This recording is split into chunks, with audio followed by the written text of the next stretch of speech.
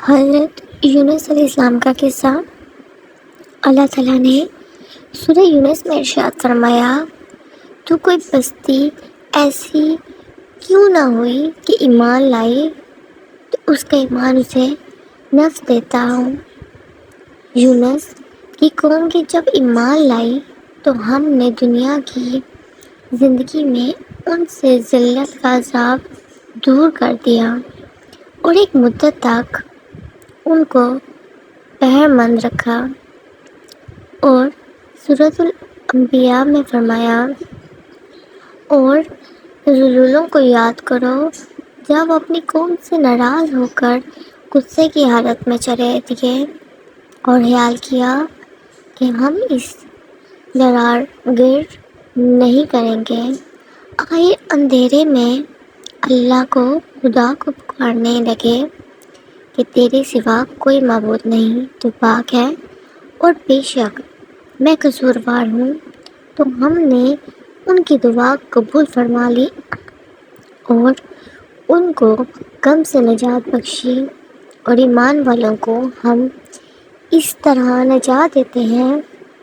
اور سورہ صفات میں فرمایا، اور یونس بھی رسولوں میں سے تھے، جب آ کر بڑھی ہوئی کشتی میں پہنچے اس وقت قرض ڈالا تو انہوں نے اٹھائی، پھر مچھلی نے ان کو نگل لیا اور وہ قابل ملامت کام کرنے والے تھے۔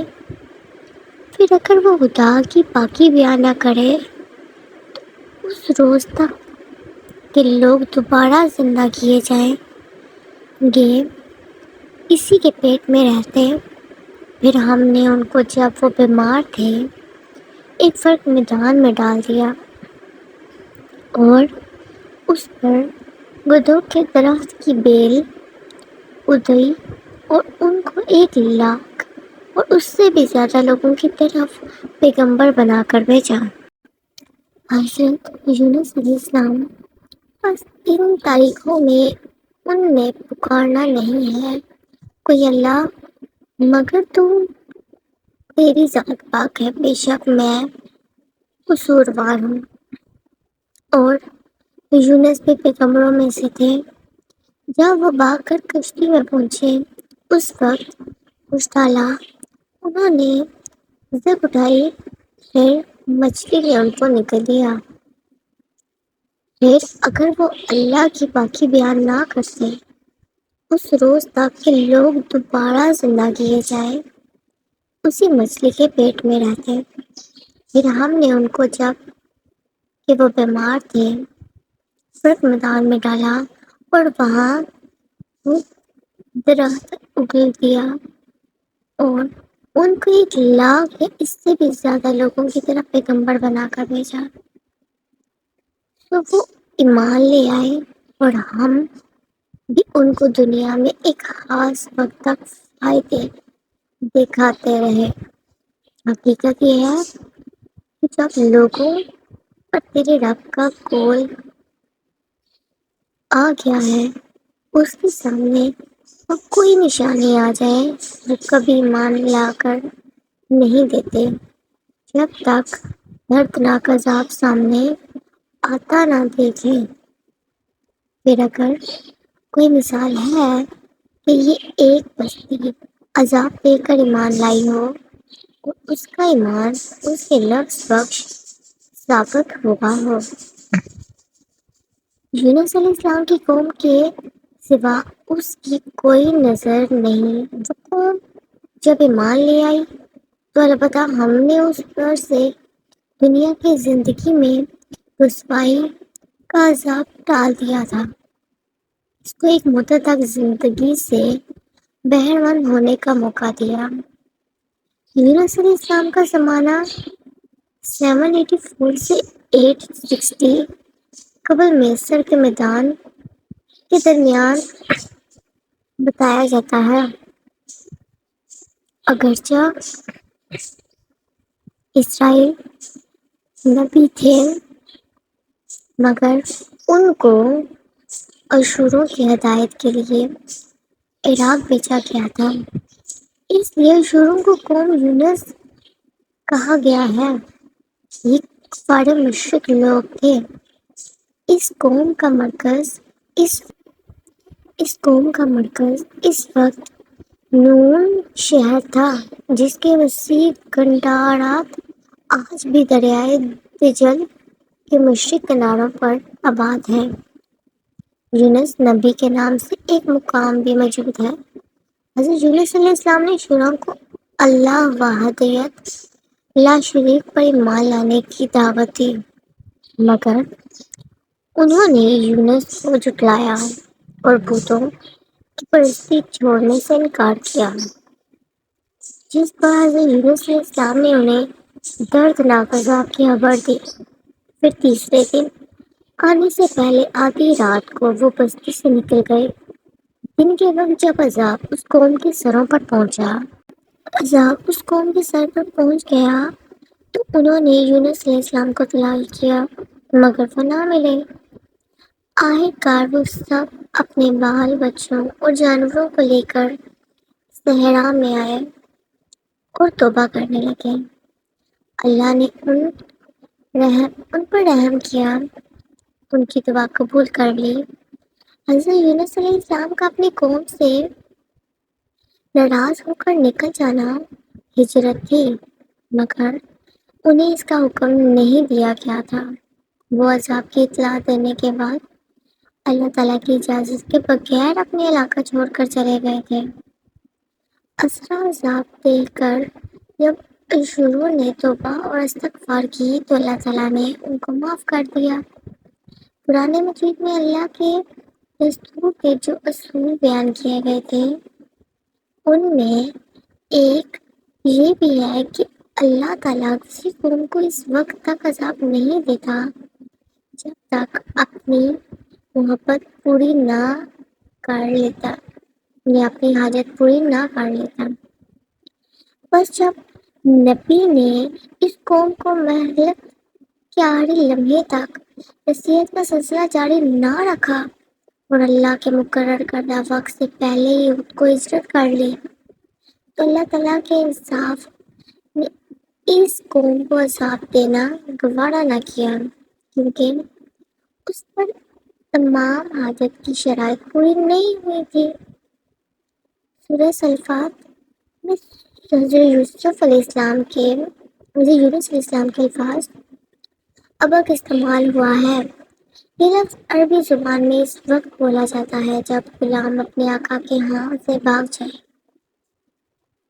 حضرت یونس علیہ السلام جس کشتی میں سوار ہوئے وہ گنجائش سے زیادہ بڑی ہوئی تھی، جس پر قرض اندازی ہوئی اور غلبہ اس وقت ہوئی جب سفر کے دوران یہ محسوس ہوا کہ بوجھ کی زیادتی سے مسافروں کی جان خطرے میں ہے، لہٰذا اس کے لیے قرض ڈالا گیا جس کا نام نکلنے لگا، اسے پانی میں پھینک دیا جائے گا۔ چنانچہ حضرت یونس علیہ السلام کا نام نکلا تو وہ سمندر میں پھینک دیے گئے اور ایک مچھلی نے انہیں نگل لیا۔ اس ابتدائی آزمائش میں حضرت یونس علیہ السلام اس لیے پڑے کہ وہ اپنے رب کی اجازت کے بغیر اپنے مقام کو چھوڑ کر اس مقام سے ہٹ گئے تھے۔ سورہ صافات کی 142 آیات میں انہیں ملام کہا گیا ہے۔ یہ اس قصوروار کو کہا جاتا ہے جو اپنے قصور کی وجہ سے ملامت کا مستحق ہو گیا ہوا اسے ملامت کی جائے یا نہ کی جائے۔ حضرت یونس علیہ السلام رب سے غافل لوگوں میں سے نہ تھے، بلکہ ان لوگوں میں سے تھے جو ہمیشہ اللہ کی تسبیح کرتے تھے۔ دوسرے یہ کہ مچھلی کے پیٹ میں پہنچتے ہی انہوں نے اللہ سے رجوع کیا، اس کی تسبیح کی۔ سورۃ انبیاء میں ارشاد ہوا، بس ان طریقوں میں سے اس نے پکارا، نہیں ہے کوئی اللہ مگر تو، تیری ذات پاک ہے، بے شک میں قصوروار ہوں۔ سورہ قصہ کی آیات 143 اور 44 میں ارشاد ہوا، اب اگر وہ تسبیح کرنے والوں میں سے نہ ہوتا تو روز قیامت تک اسی مچھلی کے پیٹ میں رہتا۔ حضرت یونس علیہ السلام نے جب اپنے قصور کا اعتراف کر لیا اور اللہ تعالیٰ کی تسبیح کرنے لگے تو اللہ تعالیٰ نے ان کی سفارش قبول فرمائی اور مچھلی کو حکم دیا کہ وہ آگ کو کنارے پر ابال دے۔ تفصیل اکثریت کے نسخے میں روایت بھی ہے کہ حضور اللہ صلی اللہ علیہ وآلہ وسلم نے فرمایا، کسی کو لائق نہیں کہ وہ اپنے تین یوسف بن متی سے افضل کہے۔ اللہ کے اس بندے نے اندھیروں میں اپنے رب کی تسبیح بیان کی ہے۔ اوپر جو روایت گزری اس کی وہی ایک سند ہے۔ ابن امی حاتم میں ہے کہ حضور اللہ صلی اللہ علیہ وآلہ وسلم نے فرمایا، جب حضرت یونس علیہ السلام نے یہ دعا کی تو یہ کلمات عرش کے ارد گرد گھومنے لگے۔ فرشتے کہنے لگے، بہت دور دراز کی یہ آواز ہے، لیکن کان اس سے پہلے اس سے آشنا ضرور ہے۔ آواز بہت زفت ہے۔ جناب ہاری نے فرمایا کہ تم نے پہچانا نہیں؟ انہوں نے کہا نہیں۔ فرمایا، یہ میرے بندے یونس کی آواز ہے۔